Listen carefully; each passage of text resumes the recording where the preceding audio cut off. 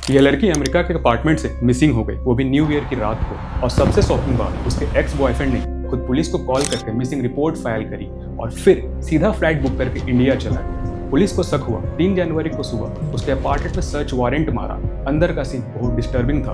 ये लड़की वहाँ लाइफलेस मिली और इन्वेस्टिगेशन से पता चला कि उसके ऊपर ब्रूटल हमला हुआ था। यह निकिता गोडिसाला की कहानी। एक एम्बिशियस इंडियन लड़की, इसकी लाइफ अमेरिका के न्यू ईयर पे ही खत्म हो गई। लेकिन असली सवाल आज भी वही है, आखिर उस अपार्टमेंट के अंदर ऐसा क्या हुआ था? Hello, my name is Vineet and you are watching crime time. Nikita Godisala 27 साल की थी और वह हैदराबाद की रहने वाली थी। निकिता ने अपनी फार्मेसी की degree Jawaharlal Nehru technical university से करी। फिर वह 2021 में यूएस चली गई और अपनी masters in health information technologies को पूरा किया। यह फील्ड हेल्थ, डेटा, टेक और एनालिटिक्स का मिश्रण है। यूएस आने के बाद वो मेरीलैंड में बस गई, जो कि कोलंबिया के पास है। वो शुरू की नौकरी में वेदा हेल्थ में की, जो कि डेटा और स्ट्रैटेजिक एनालिस्ट के तौर पे थी। वेदा हेल्थ टेक कंपनी है जो व्यवहारिक स्वास्थ्य समाधान देती है। कंपनी के सीईओ ने उसकी मेहनत की तारीफ भी की। साथी और दोस्त कहते थे वह दयालु और देखभाल करने वाली थी। इंस्टाग्राम पर पोस्ट थे जिसमें वो सफ़र और भारत अमेरिका में रह रही जिंदगी के बारे में बताती थी। वो स्वतंत्र लड़की थी, आर्थिक रूप से मजबूत और करियर ग्रोथ से अपने सपने देख रही थी। परिवार से नियमित बातें होती थी। नए साल पर भी पापा से बात हुई होगी, लेकिन अफसोस अब ये सब खत्म हो गया। अर्जुन शर्मा की तरफ आते हैं। अर्जुन शर्मा 26 साल का, कोलंबिया मेरीलैंड में ही रहता था। वही इलाका। पुलिस रिपोर्ट्स में उसे निकिता का पूर्व प्रेमी बताया गया और हार्वर्ड काउंटी पुलिस ने प्रेस रिलीज में भी साफ लिखा एक्स। कुछ फोटोज वीडियो से निकिता के इंस्टाग्राम पर दोनों के साथ दिखते हैं। पुलिस के अनुसार वह आखिरी व्यक्ति था जिसने निकिता को 31 दिसंबर को उसके फ्लैट में देखा। इस कहानी को समझने के लिए हमें पीछे आना होगा। 31 दिसंबर 2025, न्यू ईयर की रात। हर जगह जश्न था, सड़कों पर रोशनी थी, लोग पार्टी कर रहे थे और आधी रात का इंतजार कर रहे थे ताकि नए साल का स्वागत कर सके। लेकिन उसी रात एक अपार्टमेंट के अंदर कुछ ऐसा हुआ जिससे आने वाले दिनों के लिए एक डरावनी कहानी को जन्म दिया।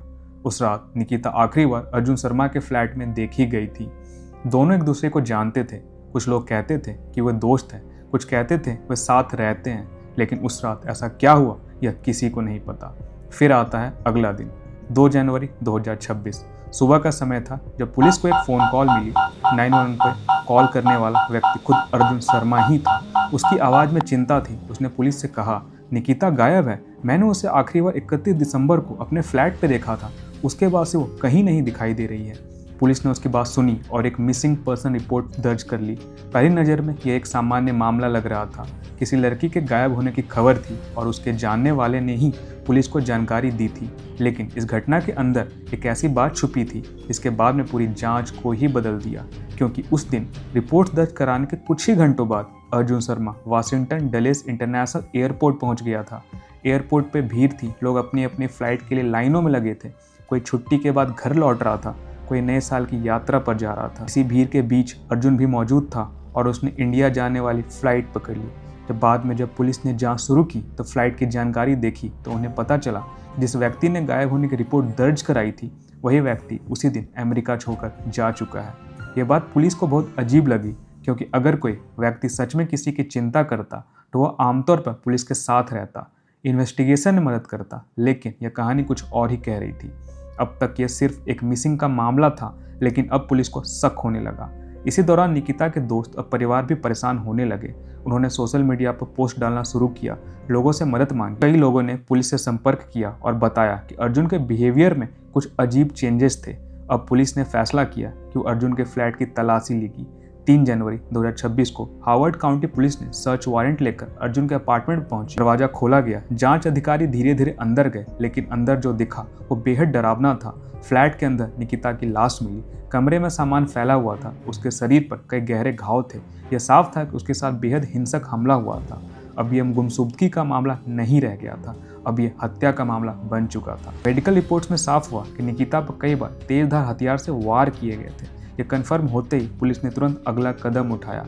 अर्जुन शर्मा के खिलाफ गिरफ्तारी वारंट जारी कर दिया। जब यह खबर सामने आई कि निकिता की मौत हो चुकी है, तब बहुत से लोगों ने सबसे पहले यह सोचा कि यह शायद कोई लव या अफेयर का मामला होगा। अक्सर ऐसी घटनाओं में लोग यही मान लेते हैं कि दोनों के बीच कोई रिलेशन रहा होगा जो बाद में झगड़े में बदल गया। लेकिन निकिता के परिवार ने इस बात को तुरंत साफ करा।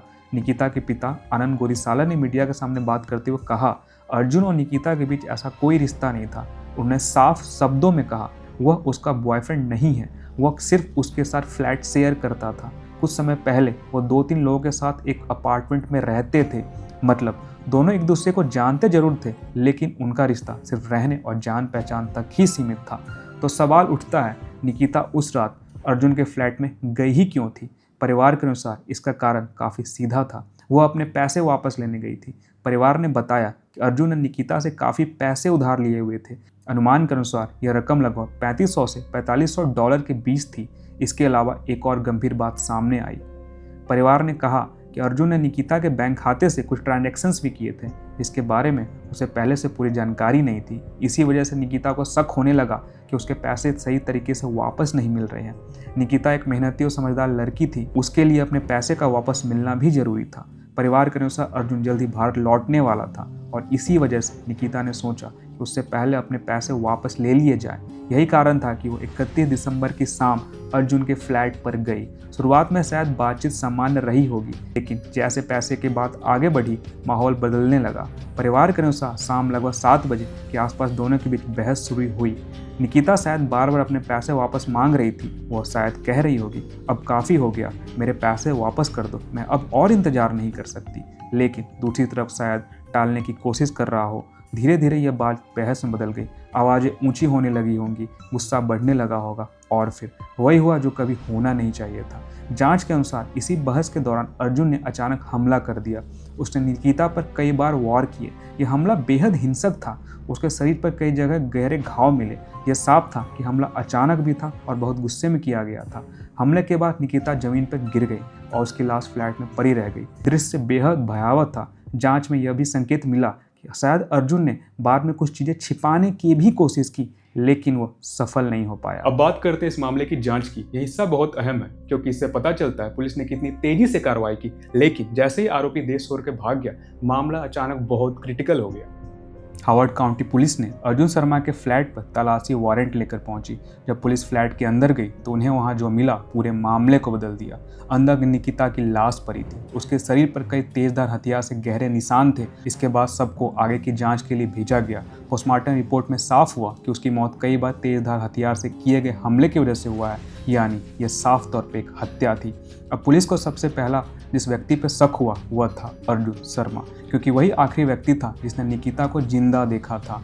और सबसे बड़ी बात, वह गायब होने की रिपोर्ट दर्ज कराने कुछ ही घंटों बाद देश छोड़कर भारत चला गया था। यह बात पुलिस के लिए भी सबसे बड़ी शक बन गई। इसके बाद पुलिस ने निकिता के दोस्तों और परिवार से बात करना शुरू किया। जैसे जैसे जानकारी सामने आई, कई नई बातों का पता चला। कुछ ऐसी बातें सामने आई जिसे पुलिस ने रेड फ्लैग कहा। 3 और 4 जनवरी 2026 के बीच अर्जुन शर्मा के खिलाफ गिरफ्तारी वारंट जारी कर दिया गया। उस पर 2 बड़े आरोप लगाए गए, फर्स्ट डिग्री चार्ज और सेकंड डिग्री चार्ज। हालांकि उस समय पुलिस ने आधिकारिक तौर पर हत्या का कारण साफ नहीं बताया। अब पुलिस को पता था कि आरोपी देश से बाहर जा चुका है, इसलिए जांच को अंतर्राष्ट्रीय स्तर पर ले जाना पड़ा। FBI को इस मामले में शामिल किया गया। आरोपी अंतर्राष्ट्रीय उड़ान से अमेरिका छोड़ चुका था।